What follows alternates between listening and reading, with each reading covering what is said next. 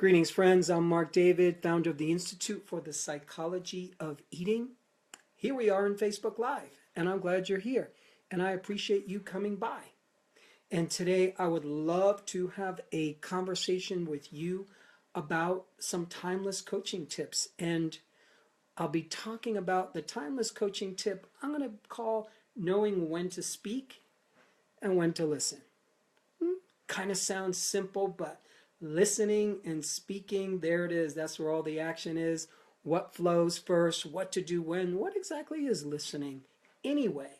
Do we all have agreement about what that is? How to do it so you do it so well? Now, whatever you start to speak makes great sense for your clients. So, this conversation is certainly applicable to you if you are in the helping professions, in any way, shape, or form, if you're a coach, or if you are interested in going into that universe, if you're interested in being in the helping professions, being a coach, and even if you're not, these are some great life skills around how to listen in the workplace, to your partner, to anyone, really. But we're going to focus on listening and speaking as a coaching tool, knowing when to do what. So right now, I'm going to just take a little time for people to hop onto Facebook Live. So in the meantime, while I'm waiting, you could do one helpful thing for me, which is in the comment section below, please let me know where you're from. Just say hi, let me know where you're from. That gets me engaged, lets me know you're there, you're listening, we can connect. Do me a favor, if you are an eating psychology coach or if you are one of our students, make sure you identify yourself in the thread below. And again, just say hi. You could also click like. You can also send some hearts across the screen. That makes me feel really good. And I'm going to take about another 2 or 3 minutes before I get going as I wait for people to hop on. Hello, Ms. Demi, who says, Demi's here. You are. And I'm glad you're here. Thanks for coming by. And who's ever sending the love my way, thank you, thank you, thank you. You know, I love communication. I love speaking. I love listening. Those two are a package deal. It's hard to do one of those well without having a good idea about how to do the other well. Especially you want to be a good speaker. You want to say the right things at the right time to a client, to a friend, to a loved one. Whew, gotta know how to listen. And really listen, because there's listening, yeah, I heard what you said, and then there's listening. There's so many layers to how we can listen. Hello, Diane, glad you're here. Hey, let me know where you guys are from, just so I can get a sense of geography, because I'm a geography buff, and I love connecting in that way. So also I want to say, as we're getting ready, before I really jump into the topic of knowing when to speak, when to listen, I want to let you know that everything that I'm covering now is basically what we go over, but in a much more deeper and granular and intense and specific way in our eating psychology and mind-body nutrition certification training. So that's our premier professional offering that we have here at the Institute. We are currently enrolling for our next training, and the next training begins in the next couple of months of the new year. So we already have a great group of people from all around the globe. We have an international tribe, very engaged, passionate about this work, accomplished, hungry. And if you want to learn more, you could always email us at info@psychologyofeating.com. Best way to get in touch, ask your questions, get connected to one of our enrollment advisors, a graduate of our training, who will answer all your questions. Hello, Miss Wendy. And glad you did TYRF. Thanks for doing that. Hello, Hetty. And Diana's call is tuning in from California. Hello, Miss Emily from Chicago, and who happens to be a current student in our training. Yes, so glad you're here. Thanks for coming by. And hello, Kristen. Appreciate the love. So give me another couple of minutes before we dive into the topic of when to speak and when to listen. I do want to say to those of you who just celebrated the holidays, happy, couple of days after the holidays. I hope you are back in the swing of things and recovered in whatever people have to do after the holidays. It's a powerful time. End of the year is a powerful time. We tend to go a little deeper. We tend to kind of reflect. We tend to wonder. Sometimes we have insights, what a good thing to do. And we start to clean the slate a little bit, prepare for the new year. So I'm just happy to be spending time with you. Very much appreciate it. And also, if you know anybody who would be interested in these kind of conversations or what we have to offer here at the Institute, I would so appreciate it if you would pass along the good word. Whoever likes our IPE fan page, you will then get alerts to every time we're coming on with a Facebook Live. So again, if you're jumping in, we're going to be talking about the timeless coaching tip of knowing when to speak and when to listen. And once again, as you hop on, feel free to say hi and let me know where you're from. So let's dive in. Knowing when to speak and when to listen, is kind of funny talking about listening. It's a little bit of an oxymoron on a certain level. Oxymoron like jumbo shrimp. Oxymoron like when we say a food is sinfully good. Little paradoxical, but useful to dive in and really discuss the distinctions around listening. Hetty is from Melbourne. Thanks for letting us know, Australia. Yes. So here's the short answer of knowing when to speak. Emma, also from Australia. So glad you're here. The short answer of when to speak and when to listen, the good news is it's a beautiful dance. Speaking and listening, it's a dance. And how's your dancing? How do you like to dance? Didi from Singapore. Welcome, Didi. Listening in life comes before speaking. So before you ever really spoke, before you had something to say, hello, Miss Lindsay, I'm so glad you're here. From lovely Canada, our neighbors upstairs from the USA. We listened first before we ever spoke.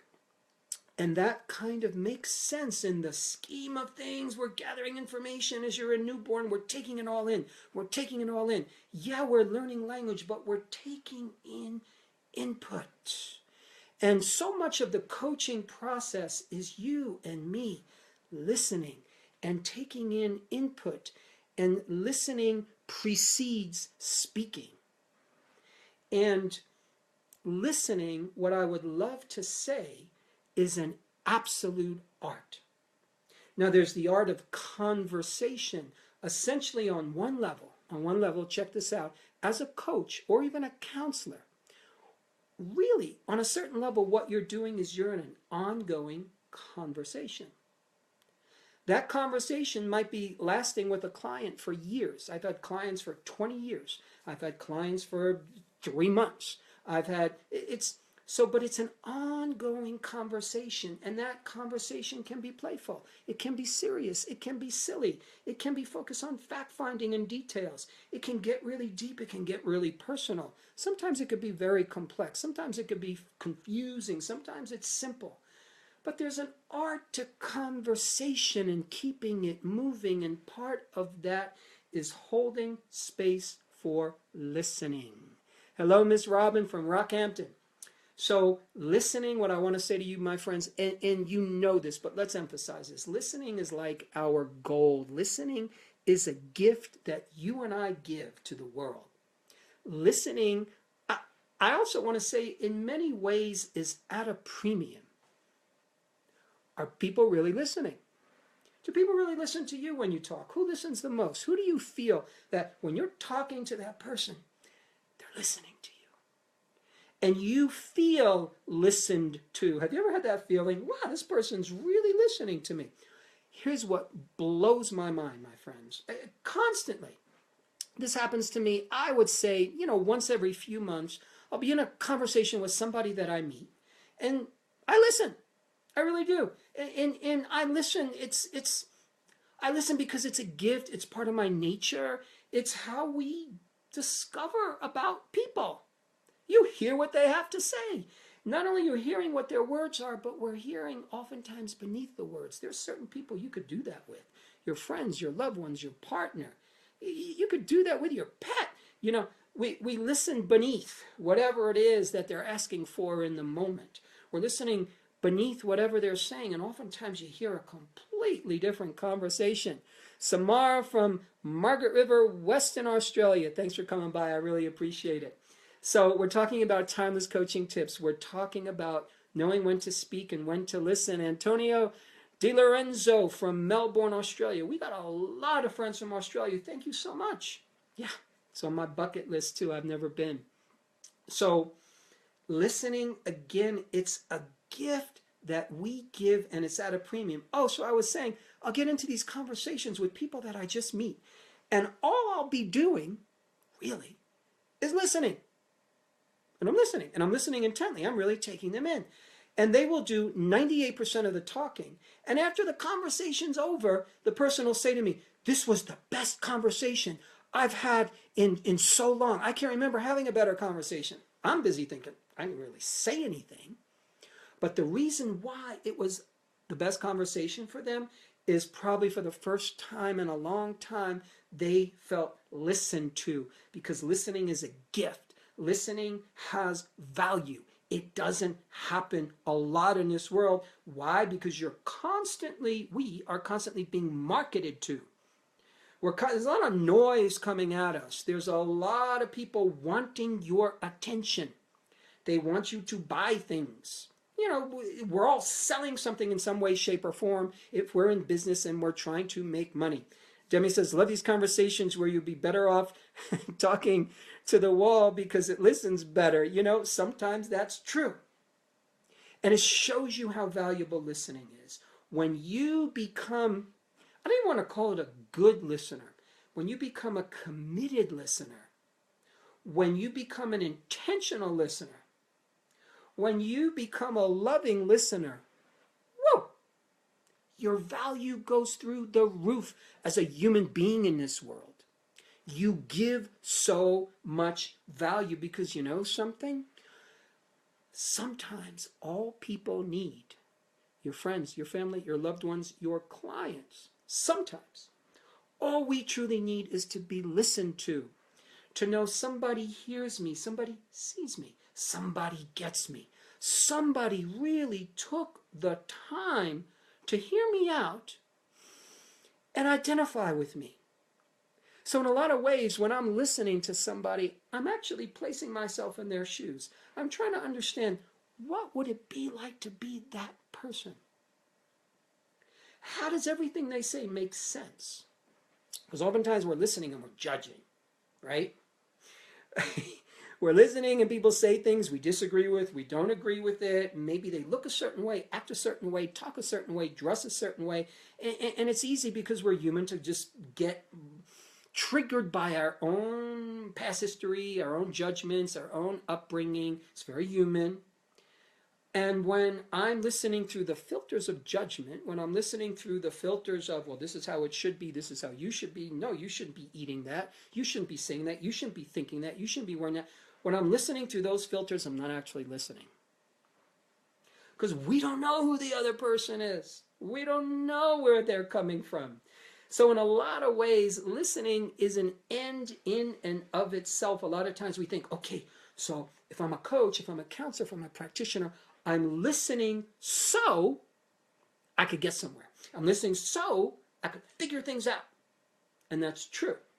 I want you to do that. We actually train our practitioners to have certain distinctions in the back of their mind that they're listening for. I want you to listen for this. I want you to listen for that. I want you to listen for their macronutrient balance. I want you to listen for, do they have a nourishing relationship with food? I want you to listen to hear what stresses them out. So you're filtering things in the back of your mind, but at the same time, listening is an end in and of itself, meaning it's complete. Meaning, yes, I'm going to do something with that listening, but paradoxically, at the same time, I'm not doing anything with it, if that makes any sense. I'm just taking the other person in. And you and I, our brains are complex. And there's the information that we take in that we're aware that we're taking in. Oh, I notice you're wearing that kind of hat or that kind of accoutrement or that kind of accessory. Yeah, there's things you directly notice. But we take in so much information unconsciously and process it. We pick up so many cues about the other person standing in front of us, what they're saying, the tone of their voice, how they're talking, their body language. Whew, we process a lot. You don't even have to be trained. There's a way where you and I pick up quite a lot. Yvonne says, love it. I try to abide by my own mantra of replace judgment with curiosity. Love that. Replace judgment with curiosity. The world would be a better place, wouldn't it? Listening happens best without judgment, without an agenda. So yes, when my client comes in, I have an agenda. I really do. But my agenda is so good, I think. My agenda is so big that it leaves an infinite amount of space for good stuff to happen. What's my agenda when a client comes to see me? My agenda is I would like to do what I can to help that person step into their greatest potential. Now, they might come to me to lose 5 pounds or 50 pounds or to get rid of binge eating or overeating or emotional eating, or the person's been dieting forever, or they can't stand their body, or they have mood issues or fatigue, nutritional concerns. So yeah, I want my client to get their goal, generally speaking. Stop emotional eating, stop binge eating, have the body you want.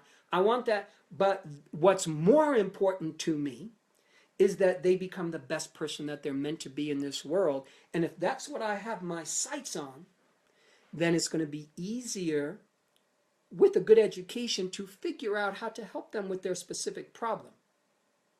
Because I'm contexting it in the larger bucket called, how can I help this person step into their most fullest, healthiest, empowered expression of who they could be on planet Earth? You know, I'll give you an example. Somebody comes to see you to lose 20 pounds and you say to them, well, okay, I'm going to starve you. I think I can get you to 400 calories a day for 4 weeks, and we're going to exercise like mad. You're going to help them grow. You're going to help them step into their power. Do they need to lose 20 pounds? And if so, if they truly have extra 20 pounds, why is it there? What is it saying? How is it speaking to us? Is it stress related? Is it nutritionally related? Is it related to a past trauma? Is it related to a current hard to deal with, hard to digest event? It could be so many things. Is it a metabolic issue? So, but forcing someone to lose a bunch of weight, you haven't helped them step into their highest place. What have we done? Nothing really. So, listening in a lot of ways is also a space that we create. You can bring a space of listening around you. I'm not kidding. As you learn to listen more and more, you have a listening force field. And people feel that, people get it, people know it. You're literally being a commitment to listening. And listening means, I want to know who you are. I want to understand you on a deeper level. I want to listen to you without judgment. I want to listen to you with positive regard. I want to understand how every challenge you're facing, you're coming to me with, the challenges that you're coming to me with that you want me to help, I want to get how those challenges make sense, that there's actually a reason why you have them. That makes perfect sense according to your life, your physiology, your lifestyle, your past. Because whatever a person's presenting with, and especially in the universe of health, in the universe of eating psychology, and in my relationship with food, our eating challenges always have a brilliant reason. Always, my friends. Why would we do it? There's a reason. Now, it doesn't mean that having it is going to transform us, because we got to do work. We have to listen to what our challenge is telling us. So, Anna says, wow, this is so funny. I see how you talk with your hands as well as your mouth. I can tell you're in the transformation. Yeah, I do like to speak with my hands. Wow. Dee Dee says, those who understand don't judge. Those who judge don't understand. Ha ha, Brene Brown. I love that quote. That is so good. You know, I got to tell you, some of you know this, so forgive me if you've heard me say this. If you don't know me well, What you ought to know is that I was born into this world a stutterer.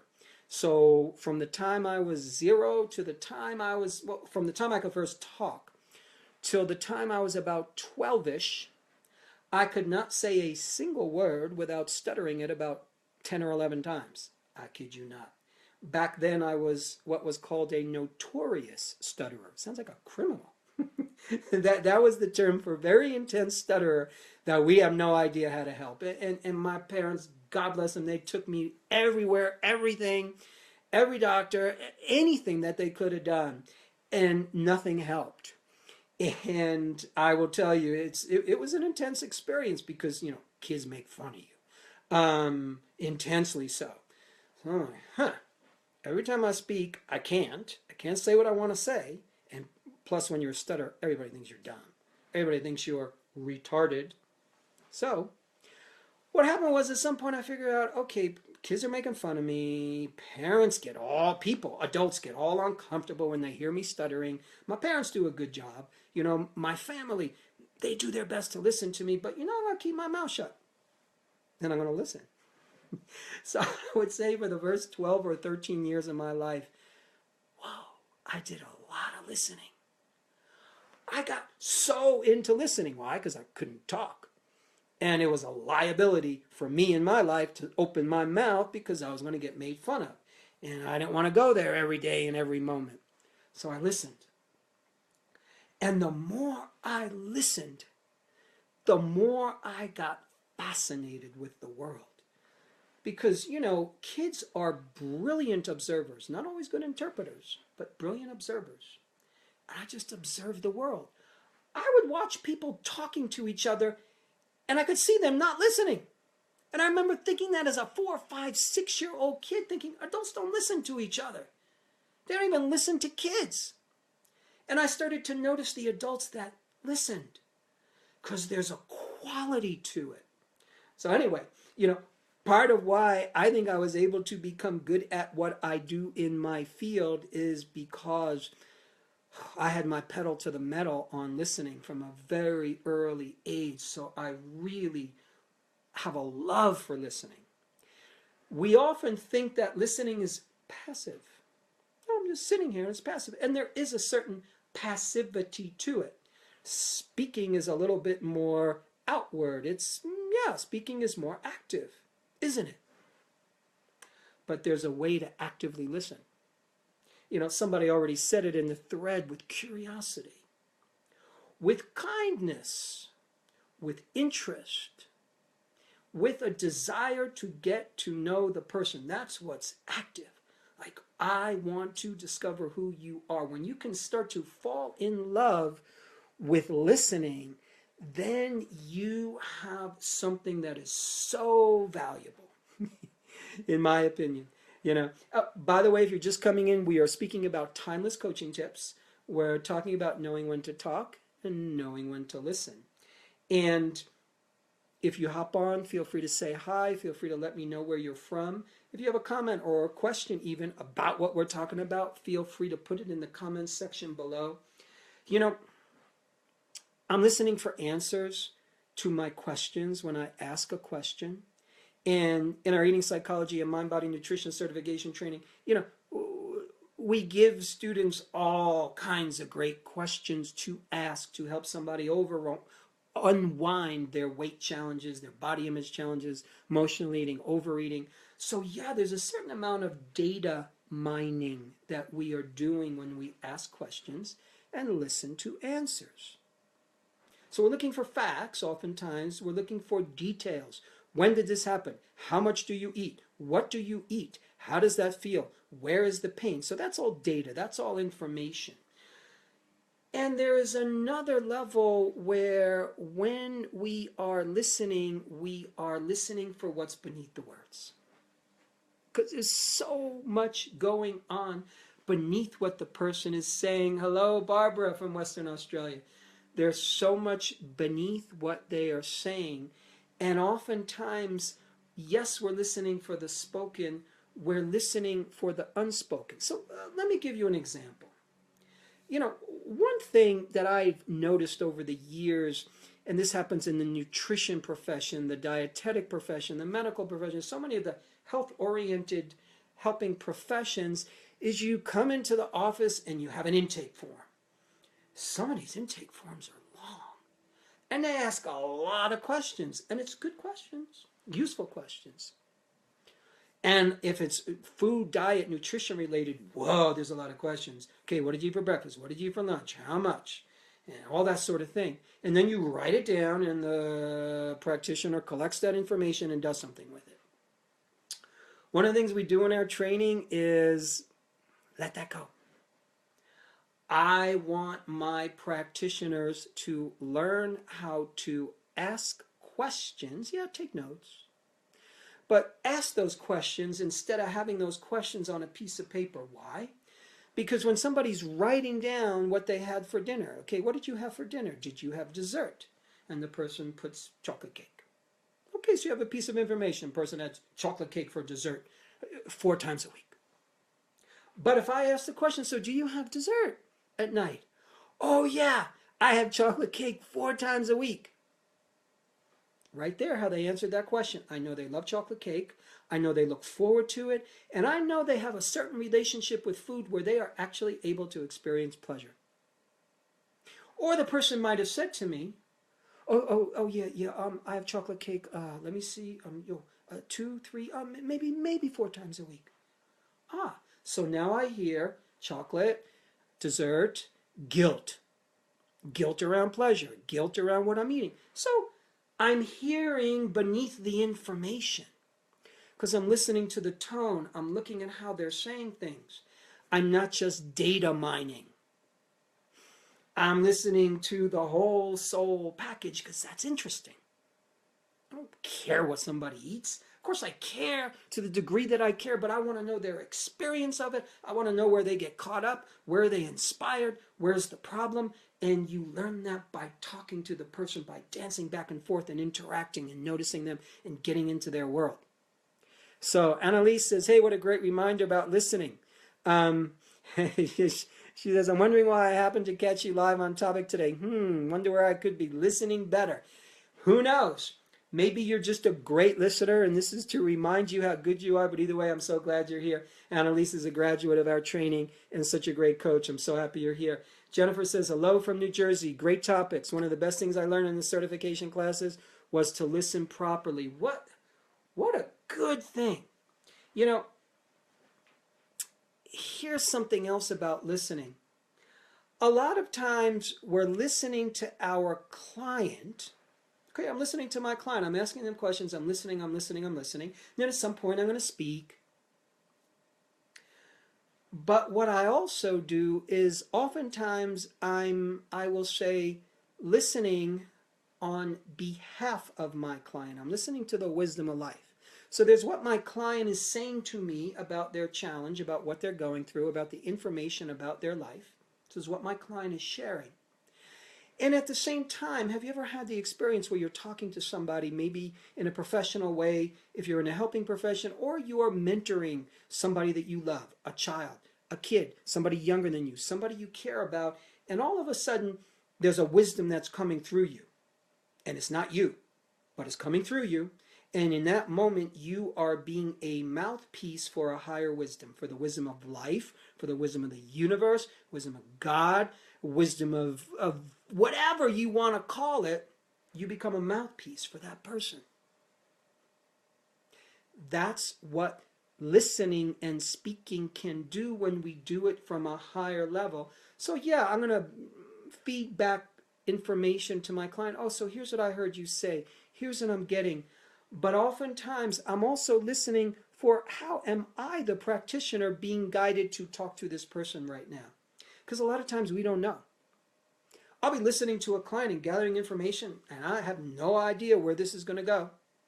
But I'm doing what I know is right to do, which is gathering data, listening, creating connections, asking good questions, really being curious, really listening without judgment, trying to be open, dancing in the conversation. And from that place, I'm also inviting in myself a deeper listening. that comes from a higher place. And then as I listen in that way, when I speak, it is often not me. Yes, it's me, but it's a little bit more. There's a wisdom of life that can come through us when we speak. I think it's a skill. I really do. Chances are you know when somebody's done this for you. Have you had that experience where somebody's talking to you and you're thinking, oh my God, they're saying exactly what I need to hear. How could they possibly know this? How would they know what to say? Well, they don't on a certain level. But what that person is open. They are an open listener. So not only have they listened to you, but they've listened to how life is guiding them to speak to you. When we can do that with a client, woo, some magic can definitely happen. It's so much of what we do is around understanding how to work with a person's specific issues around food and body and weight and overeating and binge eating. And wow, do we have to know a lot of distinctions around that. You have to know a lot of good, well-placed facts and information to help somebody. But information and having facts in our head is never, ever, ever enough to help people get where they need to go. Facts don't transform the world. They can in moments and in places, but what transforms us is how information lands. It's the timing of it. It's the moment. It's, are we receptive? And if we are receptive, what helped me be receptive? Did I get the right kind of help? Catherine says, hello from Florida. So glad I made it before you are done. I'm glad you're here. And Sarah Beth Lambert says, Marc, I said you're an intuitive. Thank you so much. I appreciate the kind words. I think we have a responsibility. We, the collective, we that we haven't been embracing well enough, which is to listen. I watched in this last presidential election, forget for a moment, Republican, Democrat, this person, that person.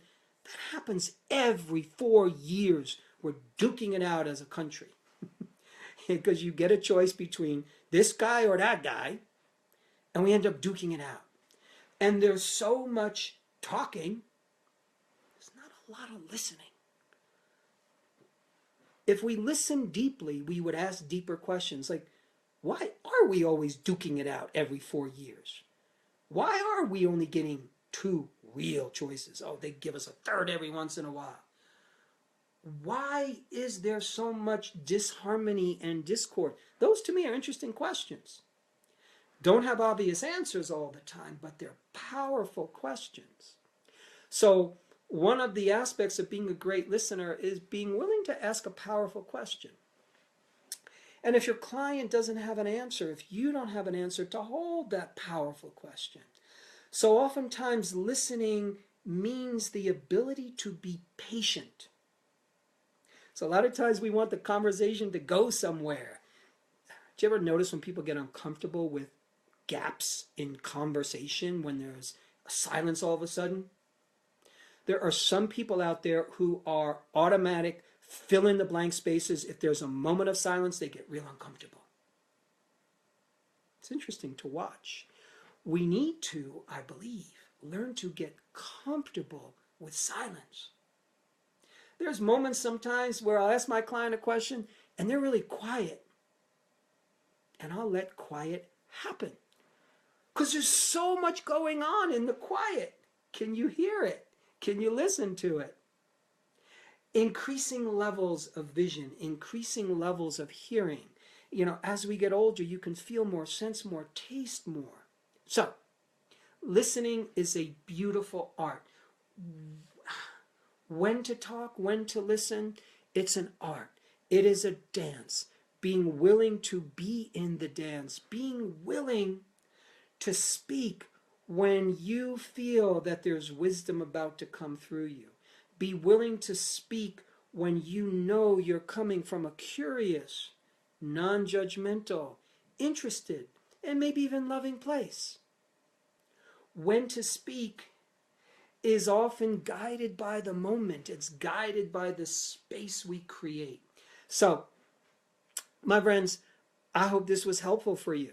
And I'm kind of laughing to myself at talking about listening, which I kind of love.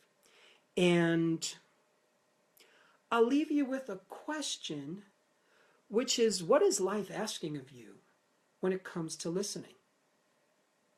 What's life asking of you? Is it asking you to be more of a listener, better listener? How would you tweak your listening to make it more interesting to you, to make it more potent, to make it more powerful?